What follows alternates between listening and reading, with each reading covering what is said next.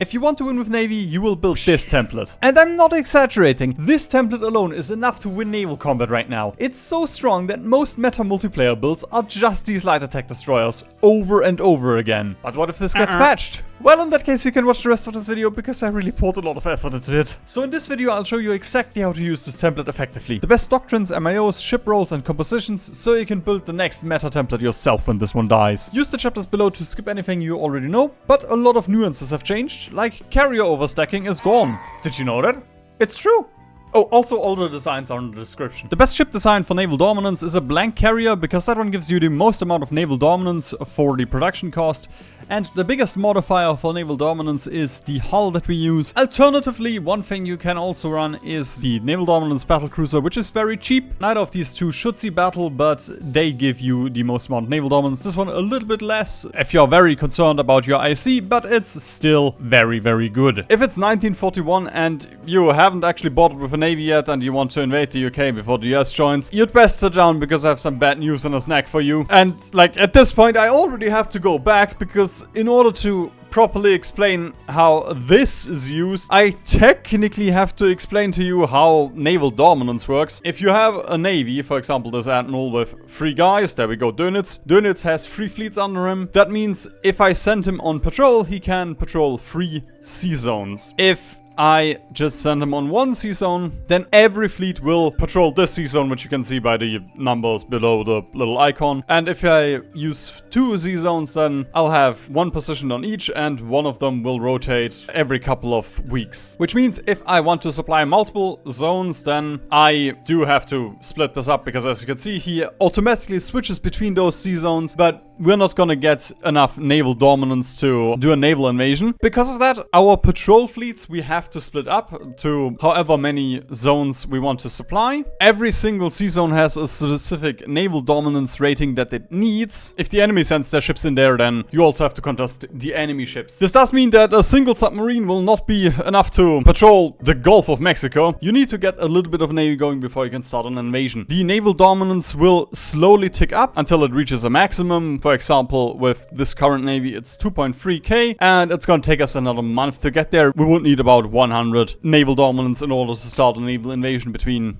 these two. Like, we need 100 here and we need 100 here. The second mission that we are interested in is the strike force mission, and usually that will just be capital ships. I'm gonna get into what the capital ship and what the screening ship is. For now, just know, okay, this is for capital ships. The screening ships would be your patrolling ships. This is because it gives you a modifier on your patrol mission. So we can see this task force would give us a 34% modifier on the sea zones. And what's nice about this is on every sea zone. So this strike force will be on every single sea zone that we assign it to. It's gonna be less efficient. You lose 5% efficiency with each sea zone. It doesn't cost you, it costs you less fuel to run strike force. Afghanistan, I do not care right now. I'm recording a video. So it is nice for preserving fuel. Depending on the navy, you can also do the math. Like, if you don't have a lot of screening ships, then of course you should also patrol with your capital ships if you need the naval supremacy. But we can see this navy would give us 640,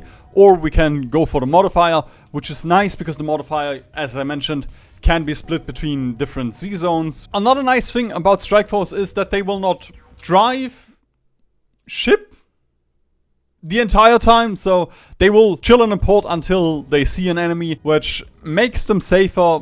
Usually, you know, like if the enemy bombs your ports, then you should probably do this. Or I guess this. We also have the convoy raiding, which doesn't matter that much for naval dominance because you remove the enemy's naval dominance, but usually you just use this to raid convoys. That's probably a huge shock, but yeah, you use the convoy raiding to raid convoys, and you can also use it for naval dominance. What's nice about convoy raiding is it applies to every sea zone as long as you have enough efficiency. Usually you just do this to be an annoyance, to remove troops, to remove resources, and, you know, stuff like that, instead of using it for naval dominance. That is the theory. In reality, you just death stack your navy and split it up if you need it in different locations. But for fighting, you still just do a death stack. No matter what Paradox tries, the death stack is just better.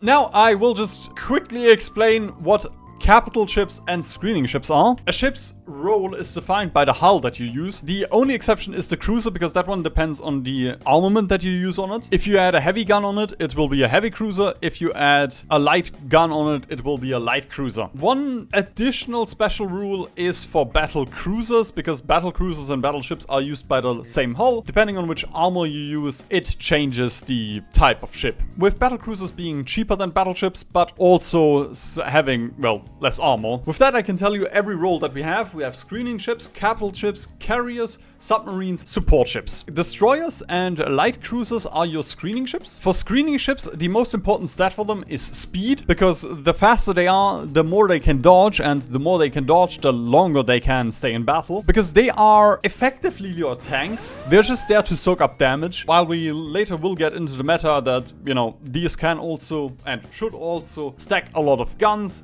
in order to destroy the enemy's screening ships so that your big guns can fire at their big guns. The main goal of a screening ship is still to just kinda die.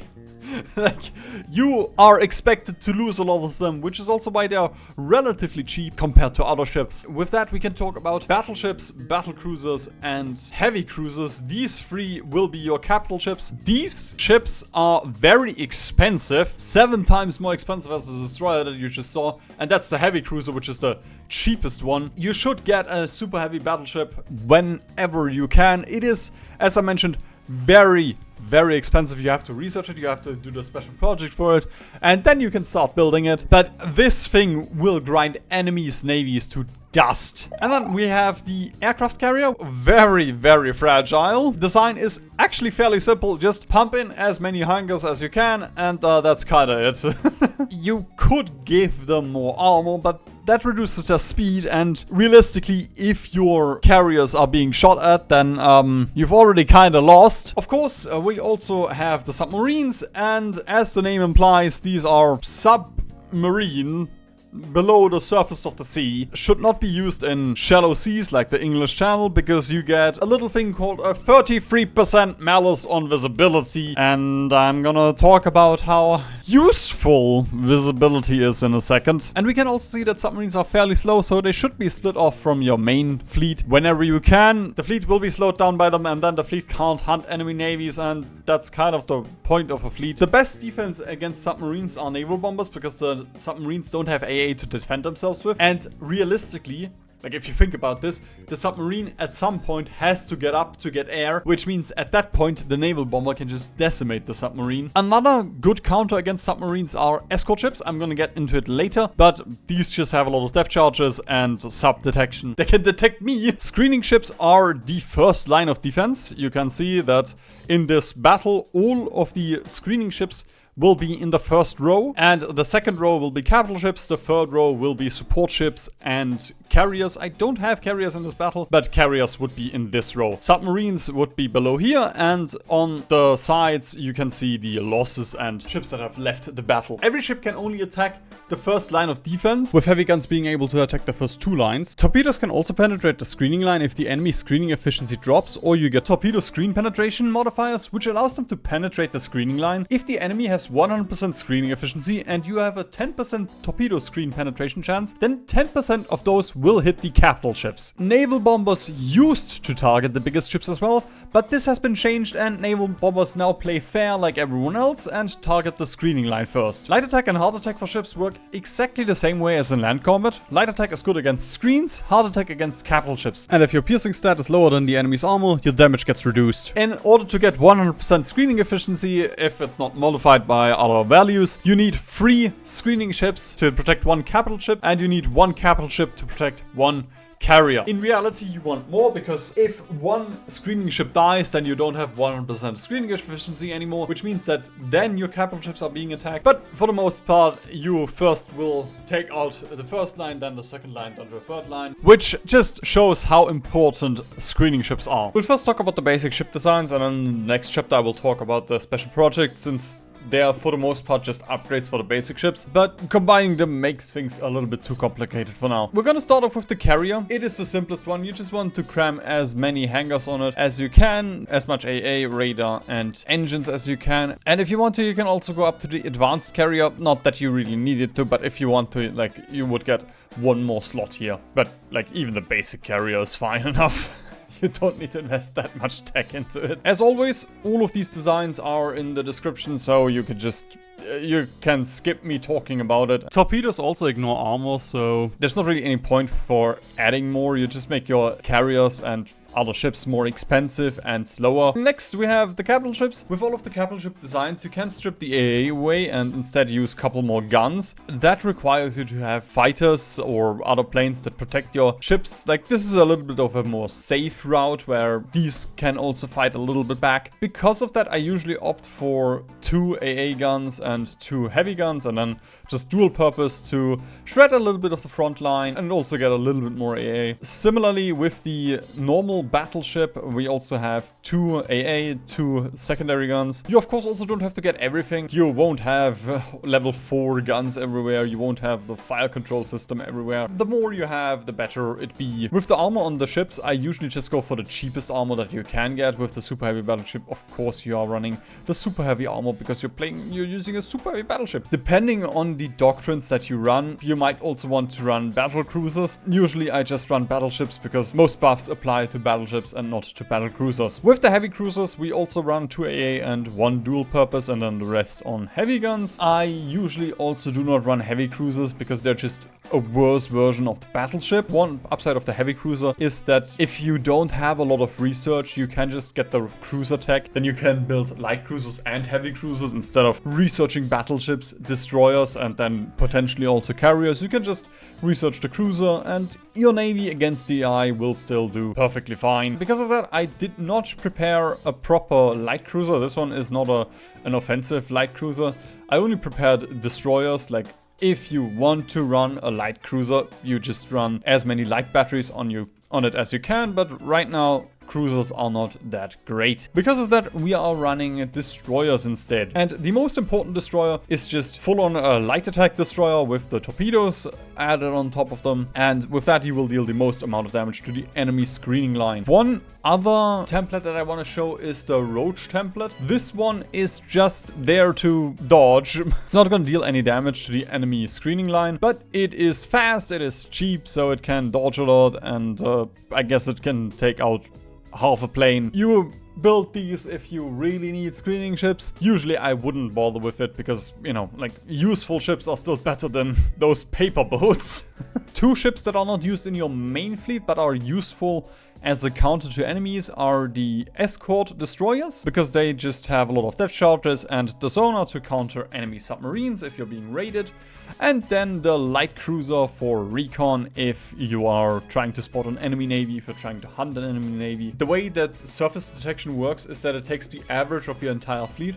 So if these are alone, then they have a higher surface detection than if you group them up with your meta destroyer, which has 38 surface detection. A couple of these are fine. You need like 5 of them, that's fine, and then a couple to replace the losses, but you really don't need to invest a lot in the recon cruisers. And then we also have the submarines, one of the simplest ships to design and use, because you are just gonna spam torpedoes on it and snorkels, or if you can get it, the anechoic tiles, and then later on also the Walter engines if you can get them. But these are 2 special projects on your submarines. It's just, you know, if you add these and these, then your sub visibility goes very low, and then we can also get the submarine builders upgraded, and then Germany can also get other submarine buffs, and then we can also add doctrines on top of that, so the submarines are just very, very invisible. Technically, you can also build mine-laying subs, but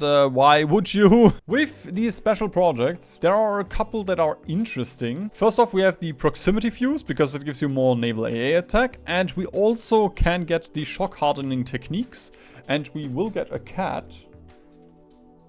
That's very useful. With the shock hardening techniques, it's nice because you get more artillery soft attack on all of your different artillery types, and that is really good. Then we have underway replenishment. That is useful if you need more range on your ships. It's a situationally useful thing. The ice aircraft carrier, I don't consider that important or useful because it's a very late game tech. Then the super heavy battleship, as I mentioned, is very strong, something that you should get if you are interested in building a rival navy. Similarly, what I already mentioned as well is the anechoic tiles and the independent propulsion, just because they give you very strong submarine tech. And then we also have the cruiser and the fleet submarine because they have a very low sub visibility, and you know, you also unlock the long-range submarine tech. The other special projects are a little bit lackluster. Like, the main issue with them is just that they take very long to get, and you get them very late in the late game, and it's ships which also take a long time to build. Another notable thing are the support ships, because they give a couple of buffs to your navy. We can see from the repair ships and the support ships, we get more range, we get more orc, we get less critical hits. They're kind of useful, but in my opinion, the other special projects are more important than the support ships. I personally would add a couple of screening ships to the strike task force as well, because if they get caught while moving over to patrol ships that found someone, they won't have any protection. The best navy is your entire navy is dev stack, but what used to be the meta for a long time is to run around with 5 carriers because of overstacking, but this has been removed, so now you're only bottlenecked by supply. I've used this in my A to C series a little bit, where I had to protect Japan, the British Isles, and South America all at the same time,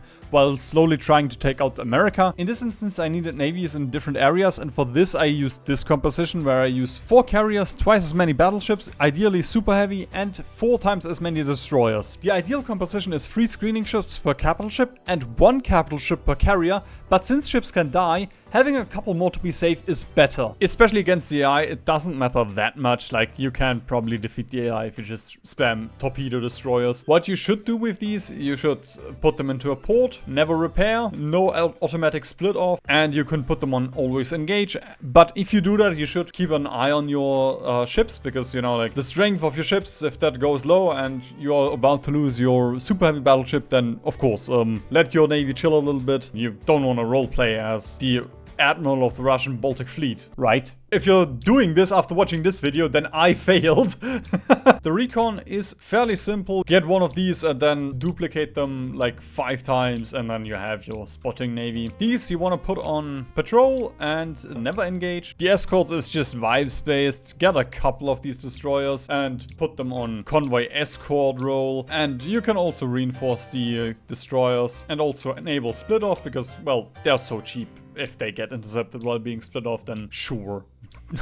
They can have that 1 destroyer. For the escorts, you can also add a couple of naval bombers on the regions that are problematic, but usually this or a normal navy is fine enough. For the raiding navy, you can just run submarines. Usually what I do is around 10 and then duplicate these so many times that you have, you know, up to 10 fleets under your admiral. And if I need more, I just create another admiral. The thing with submarines or convoy raiding in general is also 1 fleet can cover multiple zones. We can see that with those 4 submarines, we can cover like these 6 tiles already at 100% efficiency. So the main thing that you want to care about for convoy raiding is just the efficiency, and then you just add more to deal more damage. But if you have the efficiency, that's the main thing. And as I mentioned, do not put them near shallow sea or in shallow sea, because then they're not going to be that useful anymore. Since lack of supply is so punishing on carriers that it makes them almost useless, the ideal carrier composition is hard to answer. It does depend on how Paradox will fix carriers, or if they ever will, but one thing that likely will never change is that you want green air for your carriers.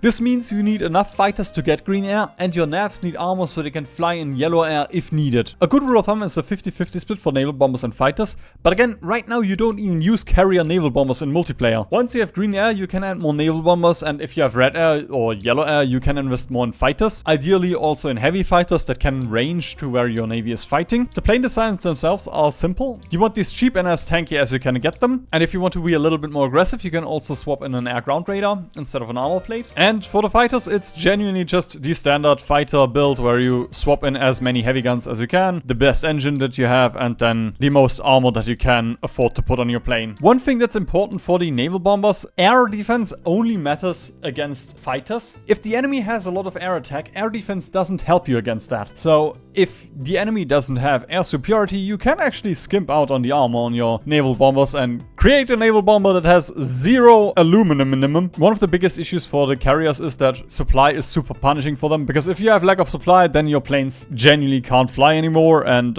well, then you just have a big bucket of steel. Additionally, we have a couple of interesting stats. One of them is the sortie efficiency, which helps with countering overcrowding of carriers. If you get enough sortie efficiency, you can actually go into a positive amount, and then you could even overstack your airfields. One final thing I could explain are the carrier stances, but these are incredibly buggy right now. The idea is that defensive is only there to protect your carriers during battle, so these planes will not fly until this carrier is in the battle. And aggressive is the reverse, where they will fly, and if the carrier gets into battle, they're not gonna try and go back to protect the carrier, they're just gonna continue whatever you told them to do. Anything in between is just the percentage of your planes doing exactly this. So with balanced, you would have 50% of your planes and 50% of your planes attacking and defending respectively. Again, because this is super bugged right now, this section is kinda useless. So I guess you put them on aggressive. Something important to get is the smoke generators, the damage control and fire control methods. These are super important for using ships. The fire control methods, of course, you will deal more damage with them, and then the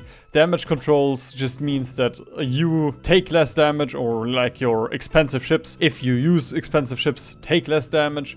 And then, you know, for submarines, you also want the torpedo tech and, of course, the hulls for each ship that you're building. You want the depth charges. The basic depth charges are honestly fine to combat submarines. You want the upper tech for your screening ships and the lower tech for your heavy ships. That's kind of it. Like, the mine warfare doesn't matter. The transports, of course, you know, if you want naval invasions, the underway replenishments, if you need even more range once you have underway replenishment. The snorkels for the submarines are neat, but that's about everything I would get. The next thing we're gonna talk about are the MIOs. For submarines, the best one is the submarine builders with these 6 traits set up. And then once you have them, you can swap into coastal battle fleet for all of your MIOs. If you do need the additional range, then it's also fine to go for welding specialists. And for the other traits, you just want to fill these out. But these are the first 5 that you should set so that you can get the coastal battle fleet. And then you would pick the production output modifier and then the rest. Of course, the second best is the raiding shipbuilders with this trait queue setup, with our main targets being the visibility or speed improvements. For the screening ships, the best one is the escort shipbuilders, focusing on light attack and speed, and if you don't have that one, you can also resort back to the task force shipbuilders. For battleships, the battle line shipbuilders is the best one, and if you don't have that one, then you can go for the raiding shipbuilders, and if you don't have that one, I guess you have to go with the refurbishment repair manufacturer. For the carriers, well, you have a lot of options, so you're just gonna go with the task force shipbuilders. For the doctrines, I made a tier list a while ago, but here's a quick rundown of what you should pick. This is not complete, there are edge cases, you know, you can watch the video if you want to learn more about it, but in general, this is what you can do. Like, this is a very simple version of what you can focus on. And I don't want to bore you with this video because it's been long enough as is. For the grand doctrines, we want to run fleet and being for your normal navy, base strike if you're focused on naval bombers, and also want to spice things up with carriers. But even with carriers, fleet and being is still good. Straight interdiction is the only one that's a little bit edge casey because it's not really good, but it does make your submarines better if you only care about raiding. If you're not interested in going for a naval dominance run, then trade interdiction is fine. Then with the submarines, you want to pick long-range submarines if you can afford it, if you have the special projects for it. Otherwise, capital hunters is fine. And if you want to dominate the seas with a proper navy, then coastal mine laying is your pick. With screens, honestly, it's just patrol boats. There's no discussion. Like, admittedly, there is a little bit of discussion, but in my opinion, it's just patrol boats gives you a selective engagement, and I find that so important. For the nuance, you can watch the other video, but I wanna get to bed at some point. For carriers, you wanna pick light task forces for most runs, but mass carrier fleet if you're focusing on carriers is also fine. And for the capital ships, you wanna almost always pick naval gunfire support. As for the naval spirits, you wanna pick instilled aggression hands down. Spirit of the Navy is just whatever you need if you want a little bit more research speed. If you have naval refit yards, naval reform, or fleet interoperability, these 3 are also fine. Because at the end of the day, this all depends on which doctrines you have. So I can't tell you, oh, get get naval refit yards, okay, then that effectively means you have to run fleet in being, but you don't have to run fleet in being. And then for the naval command, as I said, selective engagement, any chance that you can get. Night fighting is also fine. Rapid concentration is also fine. And if you didn't pick selective engagement for some reason, you should consider it one more time to pick it. And if you still are not convinced, you pick Brave Commanders, I guess. Microing a fleet is very easy. You select the fleet, you press Control, and you right-click. This does not matter at all, but I've used this in my 2000 hours. I've used this once where I had some recons and I didn't want my navy to be somewhere for some reason. The recons got into battle, so I selected a navy and then right-clicked them over here. Like if this battle lasted long enough, then this navy could join this battle. Changing home bases is also very simple. Same thing, you control right-click somewhere on a naval base to change the home base. It doesn't really matter, you can also just click this button to automate home bases, but it's, you know, like that's automation. Sometimes you do want your navy in Königsberg in particular and not just somewhere in the lower Baltic Sea. Then we also have the underway replenishment. You click this button, that will just eat more convoys if you use it, but you get more range out of it. One other thing I also showed earlier, we can change our home base where we want the ship to be produced or where we want the ship to be dropped. That's useful for your most expensive ships because then you can ensure that they all spawn in a safe haven, and then once your navy is ready, the entire navy just moves out instead of the ships one by one. And another very cool feature that's super important that Paradox added is the naval headquarters. You can build these and then you can assign an admiral and you get various modifiers and buffs for all of your ships. I mean, I guess if you have a naval HQ, you can use this, but cool. Thank you, Paradox. The issue is just that this thing is as expensive as a Civ factory, and if you have one, it's even more expensive, so now there's a couple more useful hidden tricks that you can use. For example, we've already seen it, the Pride of the Fleet. You can make one of your ships a Pride of the Fleet. That gives the ship a couple of bonuses, and you get war support. So that's kind of useful if you need 5% more war support for something. The only downside is if it gets sunk, you lose war support for 30 days, but who cares? Another modifier that does exist is coastal core state protection. If you have naval dominance in regions, we do get up to 10% more stability from this, and this is based on the amount of states that you have divided by 10. So if you have 10 states, each state gives you 1%. If you have 5 states, each state gives you 2% stability, because you want each state to be both protected, and you get the modifier even at peacetime as soon as you have naval dominance in this region. Depending on which nation you play, that is also super useful, because if you play Lithuania, you just get 10% stability for free if you invest a little bit of... I mean, you don't even have to invest for fuel. Sure, you have to invest, but if your fuel is gone, you don't have to import fuel. And you get 10% stability just for sending like 2 boats over here and letting them patrol. The best time to subscribe to the channel is now, and if you want an in-depth look into the naval doctrines, you can watch this video where I ranked each and every one of them, and I'm gonna go shave now.